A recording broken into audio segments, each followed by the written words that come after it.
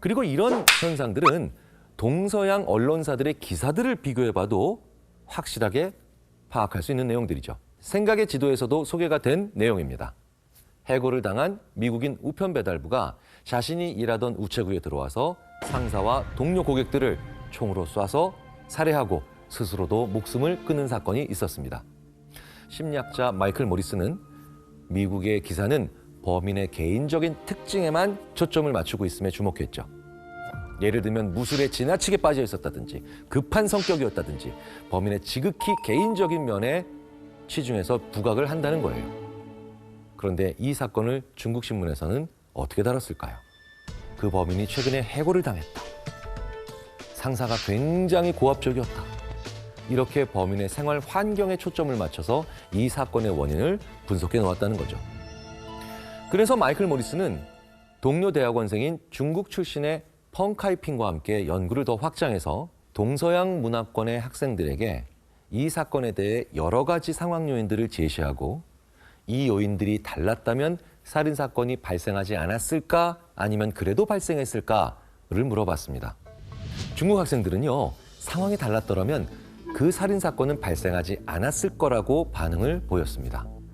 하지만 반면에 미국 학생들은 살인 사건의 원인이 오랜 시간에 걸쳐서 형성된 그 사람, 그 범인의 내부적 특성 때문이기 때문에 상황이 달라졌어도 동일한 사건이 일어났을 거라고 반응을 보였다는 거죠.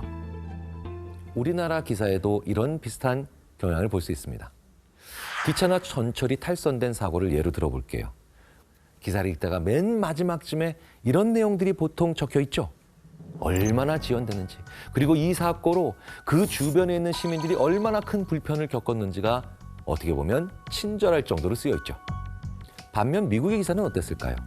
대부분의 기사가 기차가 탈선되었다라고 하는 그 사고에 초점을 둘 뿐 그 전후 혹은 그 사건의 여파로 일어난 또 다른 일들, 불편함들, 많은 사람들의 이야기는 거의 언급되지 않습니다.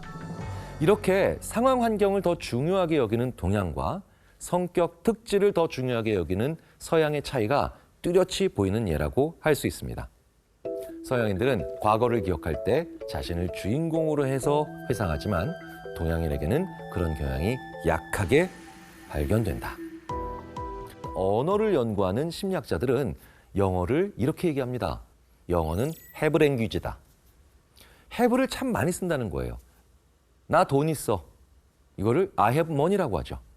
심지어 물질이 아닌 걸 표현할 때도 have를 자주 사용합니다. 나 아무 생각 없어. 이럴 때도 I have no idea죠. 그리고 나는 꿈이 있다. I have dream이에요. 네. 심지어는 감기 걸렸다조차도 I have a cold예요. 근데 우리는 감기에 걸리는 거죠. 가지는 게 아닙니다. 그런데 서양인들은 cold를 가지는 거라고 표현하지 않습니까? 이게 왜 그럴까요? 바로 사람이 주체이기 때문이에요. 그래서 인지심리학적 관점을 봤을 때 have language가 굉장히 자기중심적인 언어라는 추론이 가능해집니다.